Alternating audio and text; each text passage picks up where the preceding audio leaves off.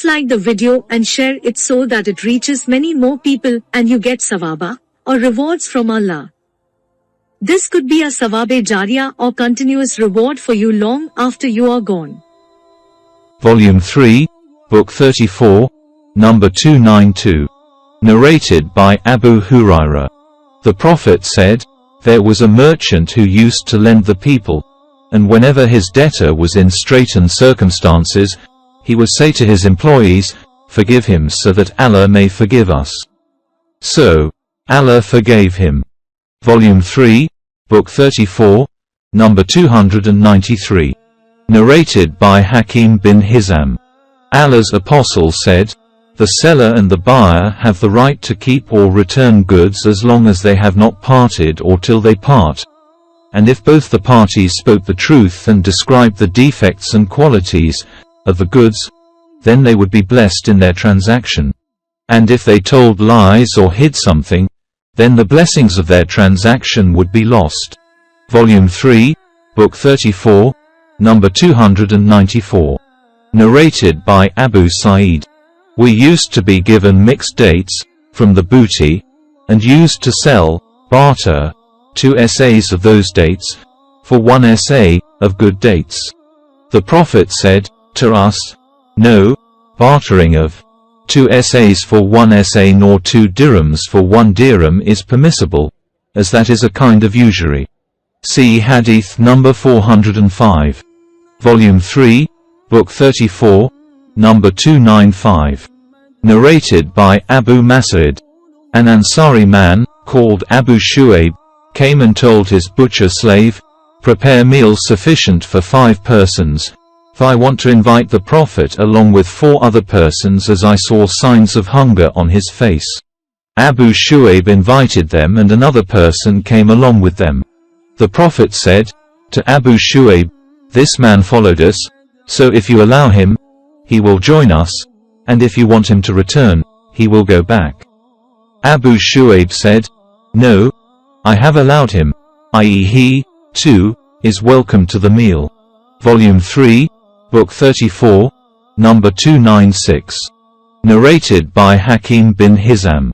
The Prophet said, "The buyer and the seller have the option to cancel or to confirm the deal, as long as they have not parted or till they part, and if they spoke the truth and told each other the defects of the things, then blessings would be in their deal, and if they hid something and told lies, the blessing of the deal would be lost." Volume 3, Book 34, number 297. Narrated by Aisha. When the last verses of Surah al-Baqarah were revealed, the Prophet recited them in the mosque and proclaimed the trade of alcohol as illegal. Volume 3, Book 34, number 298.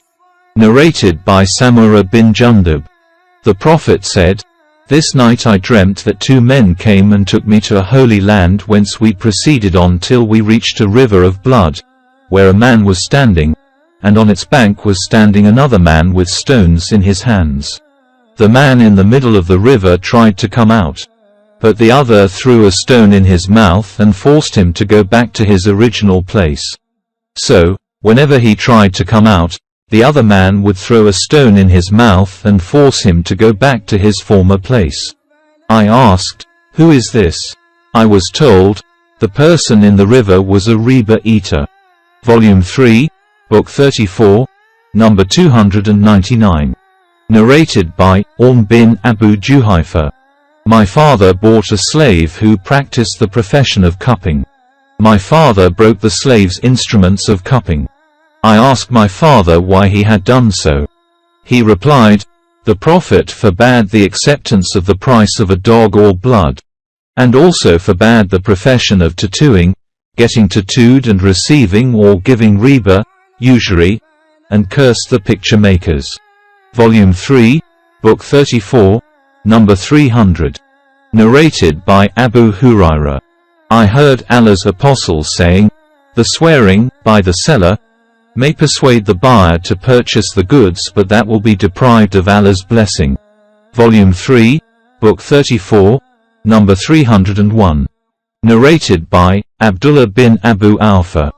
A man displayed some goods in the market and swore by Allah that he had been offered so much for that which was not offered, and he said so as to cheat a Muslim. On that occasion the following verse was revealed. Verily, those who purchase a small gain at the cost of Allah's covenant and their oaths, they shall have no portion in the hereafter, etc. 3.77. Volume 3, Book 34, Number 302. Narrated by Ali. I got an old she-camel as my share from the booty, and the Prophet had given me another from Al-Kumus.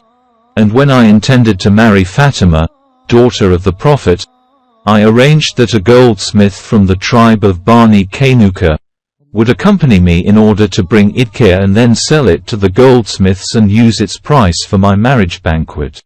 Volume 3, Book 34, Number 303. Narrated by Ibn Abbas. Allah's apostle said, Allah made Mecca a sanctuary, and it was neither permitted for anyone before, nor will it be permitted for anyone after me, to fight in it. And fighting in it was made legal for me for a few hours of a day only. None is allowed to uproot its thorny shrubs, or to cut down its trees, or to chase its game, or to pick up its lucata, fallen things, except by a person who would announce it publicly.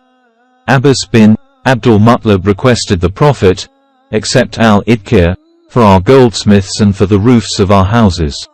The Prophet said, "Accept al-Idkir." Ikrimah said, "Do you know what is meant by chasing its game?" "It is to drive it out of the shade and sit in its place." Khalid said, Abbas said, "Al-Idkir, for our goldsmiths and our graves." Volume 3, Book 34, Number 304. Narrated by Kabab.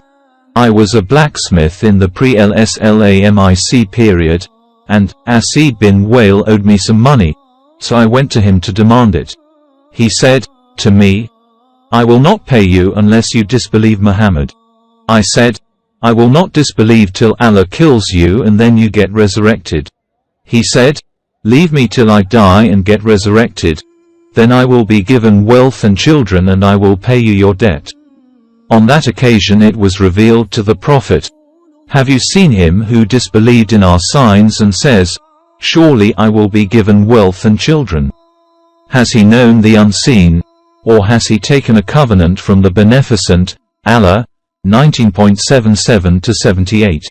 Volume 3, Book 34, Number 305. Narrated by Ishaq bin Abdullah bin Abu Talha.